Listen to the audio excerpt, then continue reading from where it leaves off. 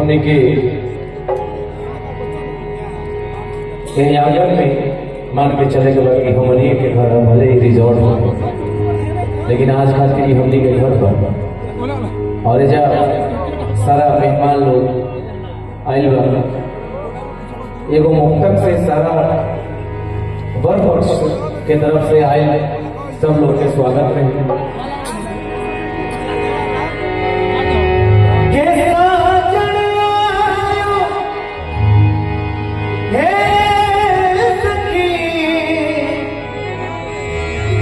मैं तो तेरो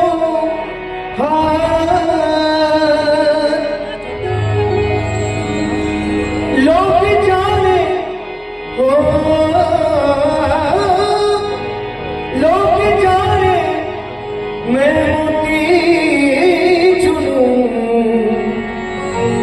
मैं तो झुक झुक करूं जोहार रे लोग जाने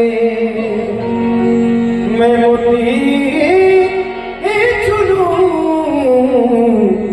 मैं तो झुक झुक करूं जोहार। सबसे पहले जब हमने के घर में लगन उठेला शुभ काम के शुरुआत होखेला तो संध्या पारसी गावल जाला। बहुत पुरस्कार भैया के तरफ से अभिनंदन बंदन कि संझा बोली माई है के करा थारे आई के मोरा संझा मनाई है, संझा बोली माई के करा थारे आई के मोरा संझा मनाई कि बोलेली कवन दे हमरा घरे आई हम रउआ संझा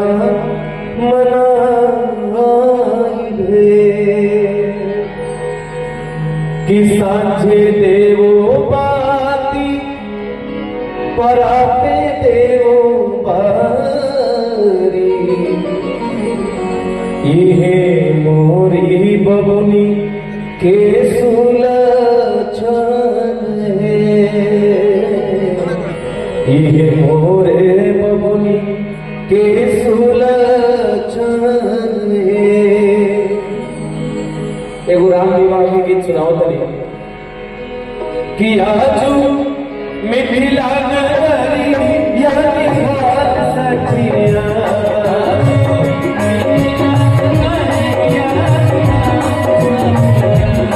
आजू मिथिला नगरी यानी हाथ सखिया जान दुल्हा बड़का कमाल सखिया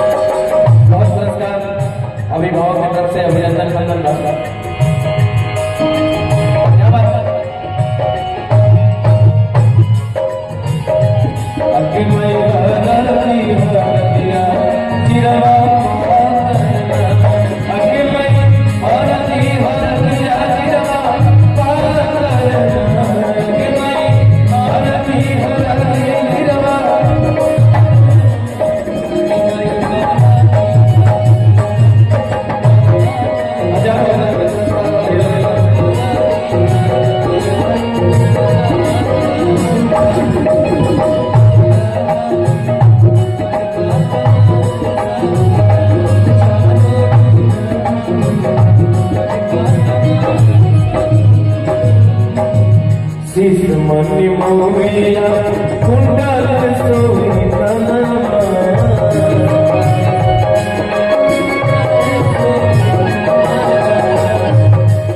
अभिभावक बड़ भाई अभियंता भैया की तरफ से पुरस्कार का अभिनंदन और आपके आशीर्वाद सदैव मिलते रहे। हमारे भैया की तरफ से पुरस्कार का मनमीत ओझा जी बहुत अच्छा यहाँ के अभी काम कर रहे हैं भोजपुरी में।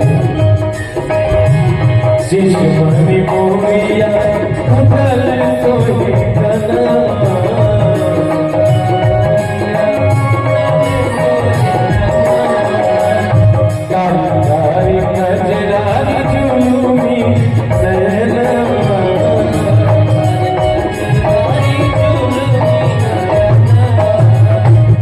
दिलीप भैया की तरफ से बहुत पुरस्कार। आप ऐसी चमकत रही हमेशा।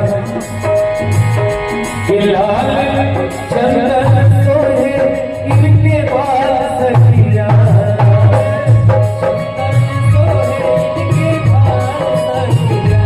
लाल चंदन सोहे इनके बाल सखिया चार दुल्हा में राम जी का बाल सखिया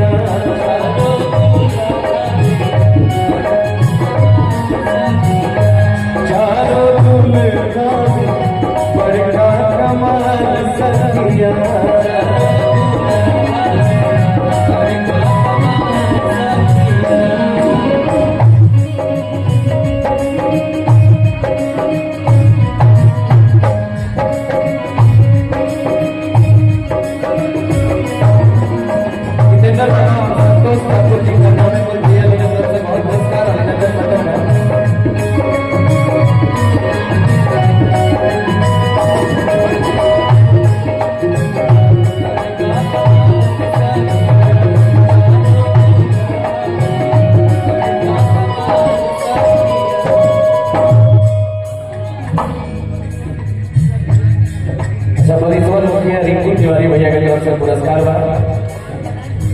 देवनारायण चाचा मुखिया जी की तरफ से बहुत पुरस्कार बा। अभिनंदन मंडल दीपक भैया पसंद भैया की तरफ से हजार पुरस्कार। कल्लू जी की तरफ से पुरस्कार। अभिनंदन मंडल बा। आप सब ऐसी चमकत रही हमेशा। गोरे गोरे चोरिया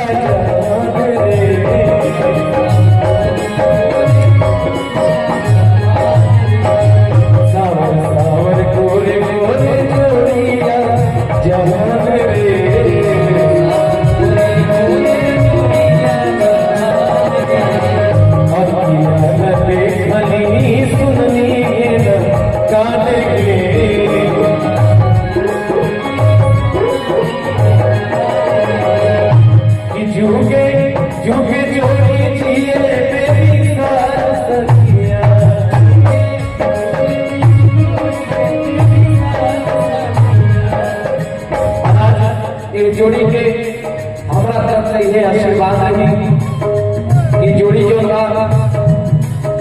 करोड़ों वर्ष तक आबाद रहो, जन्मांतर तक आबाद रहे, ये आशीर्वाद रही।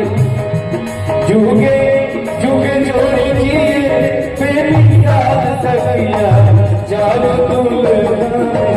बड़का कमाल सखिया